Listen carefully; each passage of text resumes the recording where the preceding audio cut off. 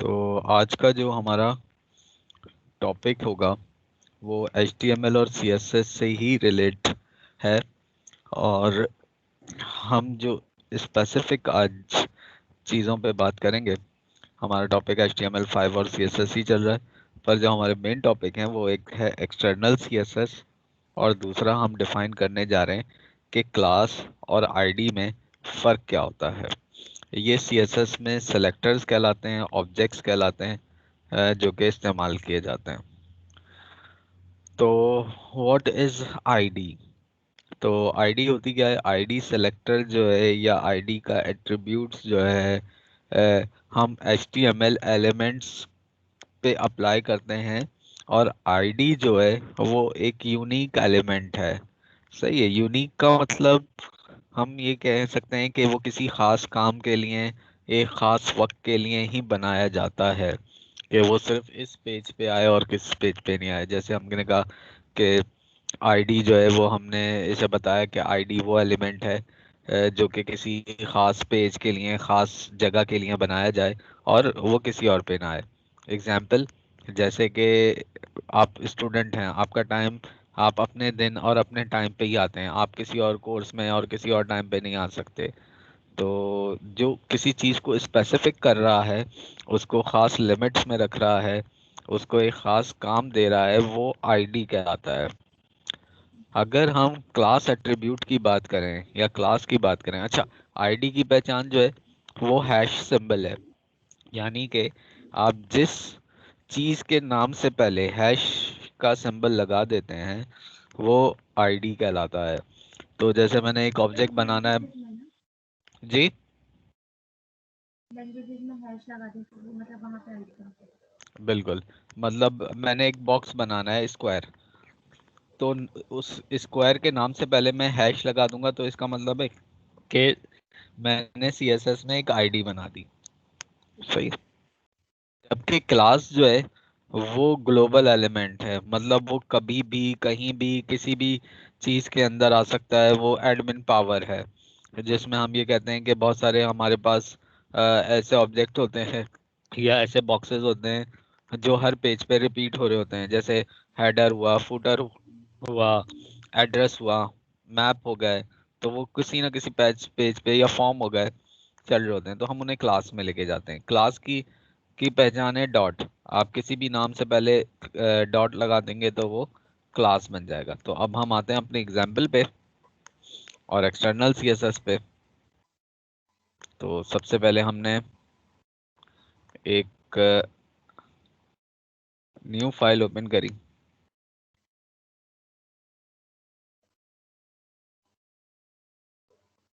और इसे मैंने सेव कर दिया।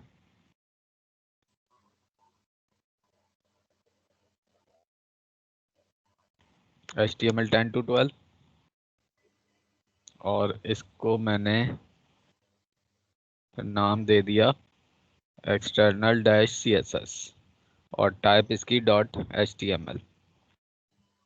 फिर मैंने एक और नई फाइल बनाई और उसे सेव कर रहा हूँ मैं। ये मेरा डेस्कटॉप पे HTML10 to 11 का फोल्डर है।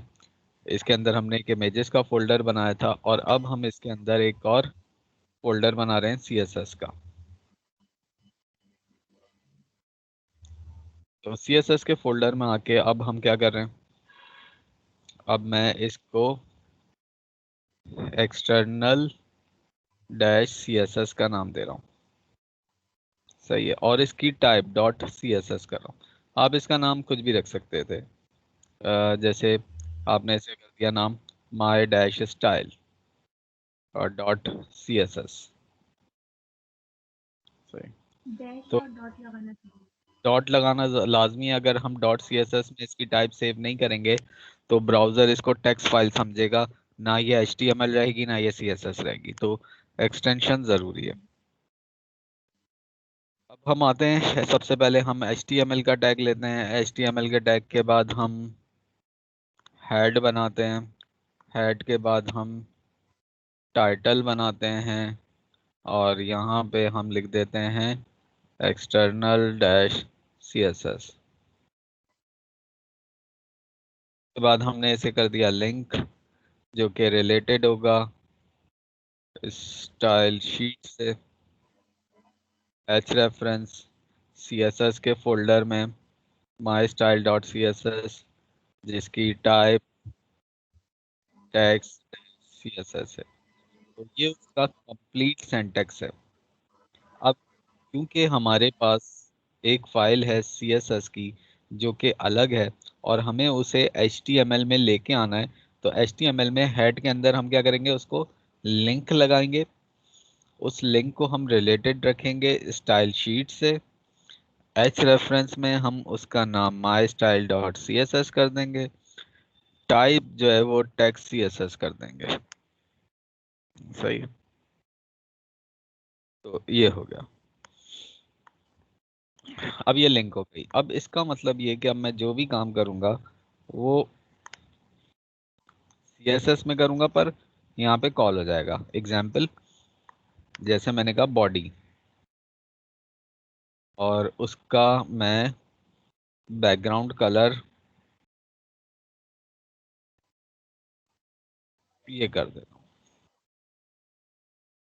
अब जरा मैं अपने फोल्डर में जाता हूँ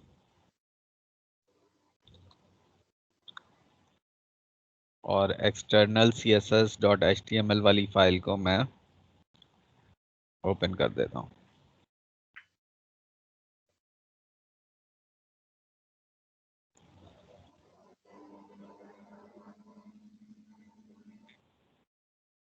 ये आ गया। कैसा आया? क्योंकि लिंक थी। अगर मैं ये लिंक हटा देता हूँ, देखें अभी आपको खुद भी फर्क पता लग जाएगा। मैंने लिंक हटा दिया तो अब ये वापस वाइट हो जाएगा। तो एक्सटर्नल CSS में आपने लिंक उसको करना लाजमी है। अब हम आते हैं एक आईडी पे। आज का जो हमारा टॉपिक है वो है आईडी पे। अब एक्सटर्नल तो हमने देख लिया कि एक अलग से फाइल बनेगी जिसकी टाइप डॉट CSS होगी, उसको लिंक कर दिया जाएगा HTML में। अब ये तमाम पेजेस में ये वाली फाइल आप लिंक कर देते हैं। जैसे आप इंटरनल में और इनलाइन में तो लिंक नहीं है। इंटरनल और इनलाइन में क्योंकि लिंक हो ही नहीं सकता था, क्योंकि वो हर उसी पेज के अंदर लिखी जाती थी। तो जो चीज़ उसके अंदर लिखी जाएगी तो वो लिंक किससे होगी? वो तो है ही अंदर। एक्सटर्नल में लिंक होता है क्योंकि वो होती ही बाहर है। तो उस बाहर वाली फाइल को आपने अपने पेज के साथ लिंक करना है तो लिंक का टैग लाजमी लगाना है। अब आते हैं आईडी पे। तो आईडी की पहचान जैसे हमने कहा था हैश है, और मैंने नाम दे दिया बॉक्स। मैं एक स्क्वायर बना रहा हूँ, लाजमी नहीं है कि मैं इसका नाम बॉक्स ही रखूं। अगर मैं बॉक्स बना रहा हूं तो बॉक्स रखूंगा तो बॉक्स बनेगा नहीं। इसका नाम ABCXYZ कुछ भी रख सकते हैं, डब्बा भी रख सकते हैं। तो नाम में कुछ नहीं रखा होता, असल चीज होती है उसका काम। तो हैश बॉक्स,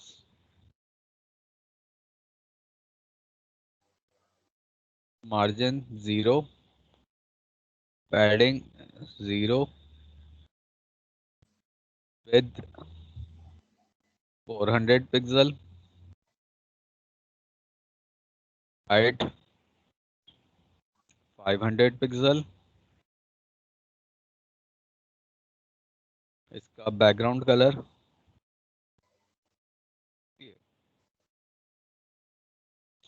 Ctrl+S, सेव कर दिया।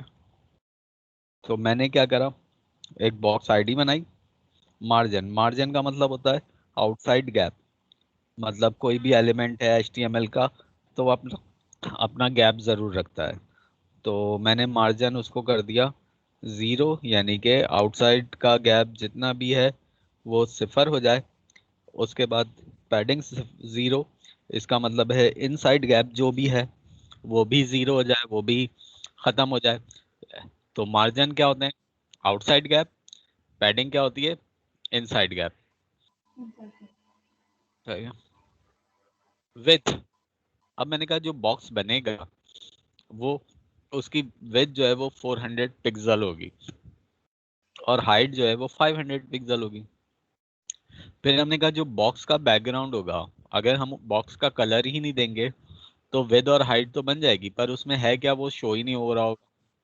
तो या तो उसके बॉर्डर बनाएं या उसका कलर दें। तो इसका कलर। अब इसे HTML में कैसे लेके आए? तो HTML में आईडी का कोई टैग नहीं होता, मतलब आप कोई टैग नहीं है आईडी या बॉक्स का। आपके पास एक टैग होता है जिसे आप कहते हैं div। div for division. सही है, div फॉर डिवीजन या किसी भी चीज को डिवाइड कर देना। अब आप इस div में क्या कॉल कर रहे हैं? आईडी। और उस आईडी का आपने नाम क्या रखा है? बॉक्स। तो आईडी बॉक्स और क्लोज किया।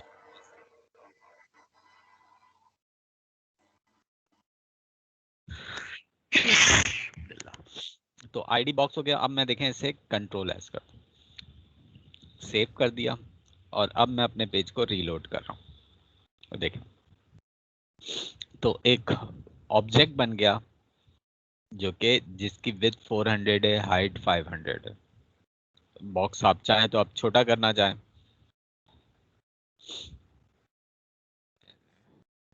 300, 50, कंट्रोल एस।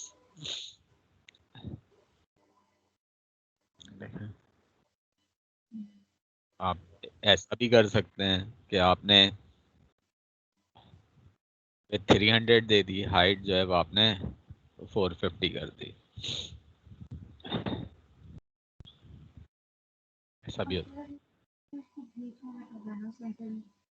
जी इसको अगर सेंटर में लाना है। अभी अभी तो ये कोई भी चीज जो है वो इंग्लिश स्टैंडर्ड के मुताबिक अलाइन लेफ्ट है। अभी इसको गैप इसको कैसे करेंगे वो देखते हैं। अच्छा, अब हमने देखा मार्जिन। अब जो आप इसकी अलाइनमेंट की बात कर रहे हैं, जैसे इसे टॉप से थोड़ा नीचे ले आए, लेफ्ट से नीचे साइड में कर दें, तो इसको अलाइन कैसे करेंगे? तो मार्जिन, सबसे पहले हमने एन के बाद डैश लगाना है और लिख देना है टॉप। टॉप से कितना हो? 100 px। सेव। मार्जिन की भी 4 डायरेक्शन होती हैं, टॉप, राइट, बॉटम, लेफ्ट। तो टॉप से तो 100 हो गया, राइट से तो बहुत सारी जगह खाली है, बॉटम से भी कुछ नहीं है, लेफ्ट से गैप देना है। तो एक और लाइन लिखते हैं, मार्जिन डैश लेफ्ट, और उसको भी 100 पिक्सल कर देता हूँ, मर्जी आपकी जितना देना चाहें। ये देखें, तो ये हो गया 100 px में। तो अब ये 100 px लेफ्ट, 100 px टॉप। तो टॉप, राइट, बॉटम और लेफ्ट, ये हो गए हमारे पास 4 अलाइनमेंट। अच्छा, अब थोड़ा सा कॉर्नर रेडियस रखने, हम बॉटम रेडियस भी कहते हैं।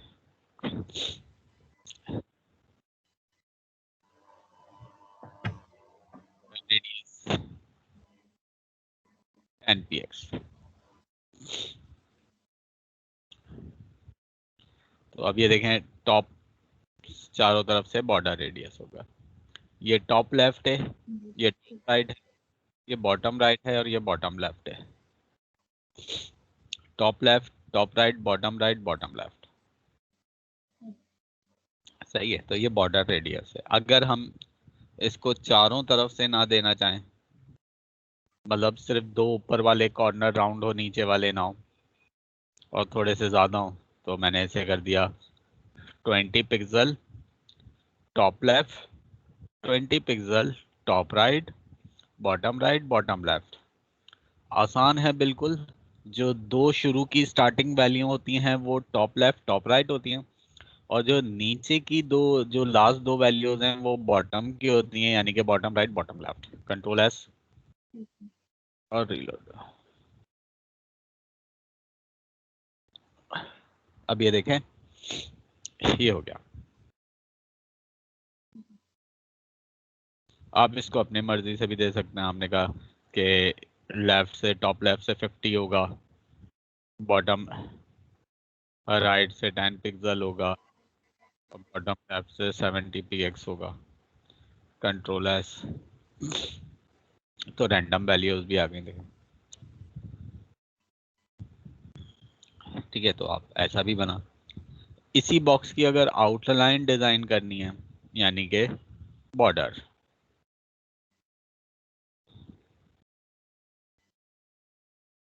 तो बॉर्डर सबसे पहले हमने कहा बॉर्डर होंगे सॉलिड, बॉर्डर की लाइन का कलर होगा 4px, और उनका कलर, तो कलर मैंने ये दे दिया।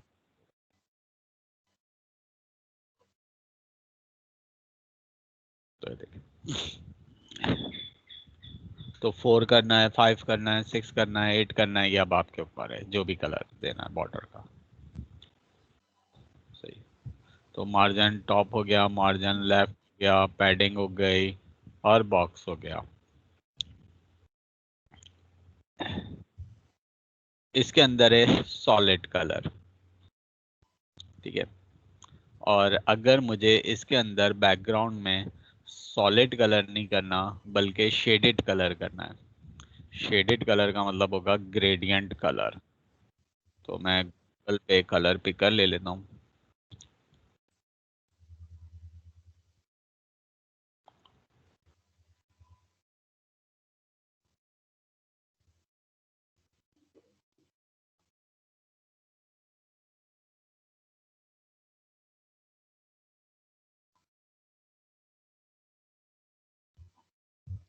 तो पहला कलर मैंने ये थोड़ा सा डार्क ले लिया, ये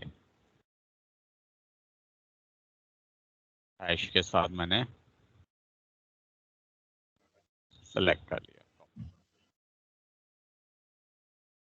बैकग्राउंड कलर सिर्फ बैकग्राउंड ही कलर करेगा सॉलिड, तो मैं इसको हटा रहा हूँ और मैं इसे कर देता हूँ बैकग्राउंड, और इसे कर देता हूँ लीनियर ग्रेडियंट। पहला कलर क्या होगा, वो मैंने जो कॉपी करके लाया था वो लगा दिया कॉमा। अब इसके साथ दूसरा कलर क्या होगा, तो लाइट शेड कर दिया, इस कलर कोड को कॉपी करा,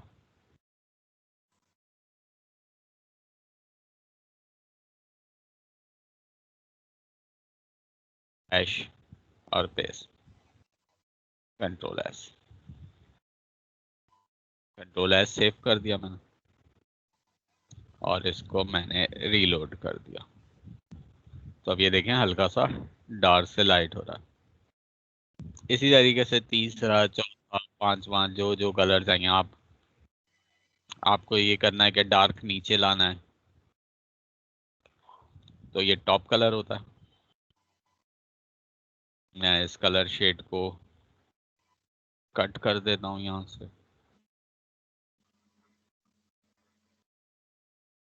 पेस्ट कर देता हूँ यहाँ पे, तो रिवर्स कर दिया मैंने। अब लाइट ऊपर हो गया और डार्क नीचे हो गया। तो ये हमारे पास ग्रेडियंट हो गया, लीनियर ग्रेडियंट। तो इस तरीके से आप कोई भी ऑब्जेक्ट बना सकते हैं। अब लाइक मुझे एक सर्कल बनाना है, तो मैं एक और आईडी बना देता हूँ, उसका नाम मैं सर्कल कर देता हूँ, उसका मार्जिन 0 कर देता हूँ, पैडिंग भी 0 कर देता हूँ, विद मैंने इसको कर दी एग्जाम्पल 400 पिक्सल, हाइट मैंने कर दी इसकी 400 पिक्सल। तो सर्कल बनाने के लिए पहली ज़रूरी चीज़ ये कि आपकी विड्थ और हाइट सेम होगी। उसका बैकग्राउंड कलर मैं कुछ और कर देता हूँ,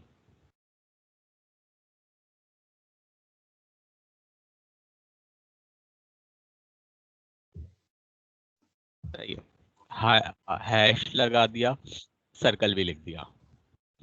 अब HTML में आता हूँ, पहली घंटी यहाँ से यहाँ तक खत्म, div id सर्कल।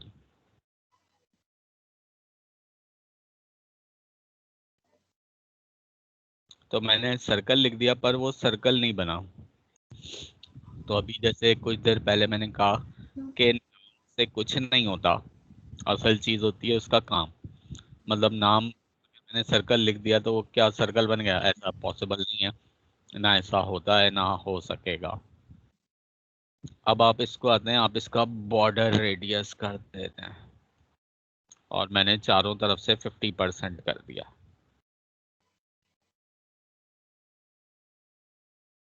ये देखें, ये सर्कल।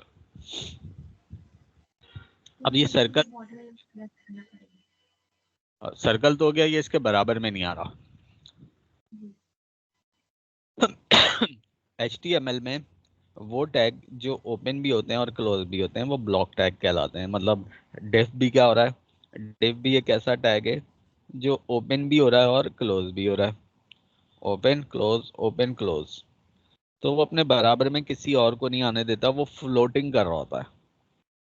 तो पहले तो हम बॉक्स को करेंगे फ्लोट, यानी कि तुमने अपनी जगह पे रहना है लेफ्ट। अब बॉक्स जब लेफ्ट गया तो सर्कल उसके पीछे आ गया। तो सर्कल को भी हम क्या करते हैं कि भाई तुम्हें भी लेफ्ट रहना है, बजाय ये कि तुम उसके आगे या पीछे आ जाओ। ये देखें, इसको भी टॉप से और लेफ्ट से गैप देना है। तो जैसे आपने उसको दिया था, तो मार्जिन डैश टॉप 100 px, और डैश लेफ्ट 100 px।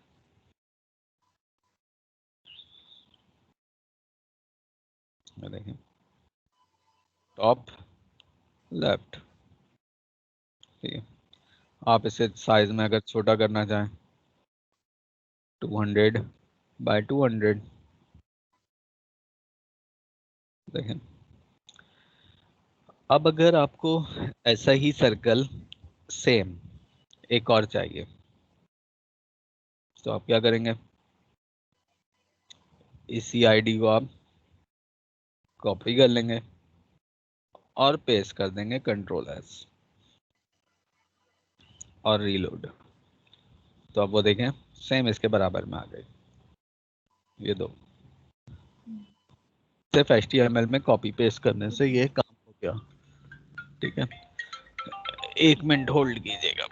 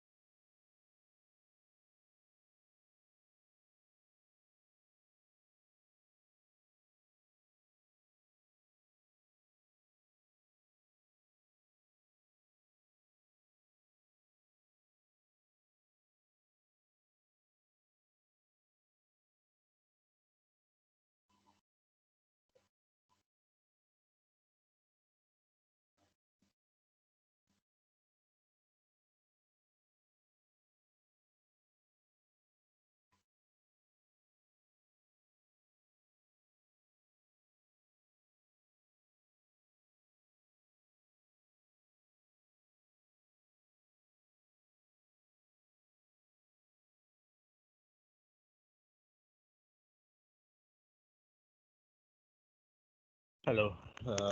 तो अच्छा, अब हमारे से हमने कहा था कि जी ये सर्कल का कलर जो है वो चेंज करना है अगर, तो अब यहाँ पे देखेंगे कैसे होगा। ये तो div id सर्कल है, इसमें अगर मैं CSS में बैकग्राउंड में इसका कलर चेंज कर दूंगा यहाँ से, तो वहाँ पे भी हो जाएगा।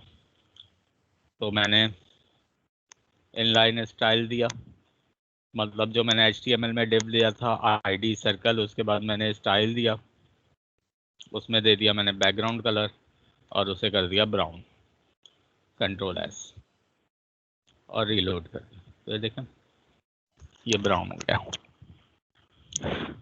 तो आपने जो भी कुछ अगर किसी खास ऑब्जेक्ट में कोई खास वैल्यू को चेंज करना होता है और आप चाहते हैं कि आपने 10 जगह बॉक्स सेम के कलर के चाहिए, सेम विड्थ और हाइट में चाहिए, सिर्फ एक जगह चेंजेस करनी है, तो उसके लिए फिर आप यहाँ पे बैकग्राउंड कलर में जाइएगा। यहाँ पे आपने क्या करना होगा, इनलाइन स्टाइल बनाना होगा, बैकग्राउंड CSS कलर की प्रॉपर्टीज लेनी पड़ेगी और उसकी ब्राउन वैल्यू देनी पड़ेगी, या जो भी कलर आप देना चाहें।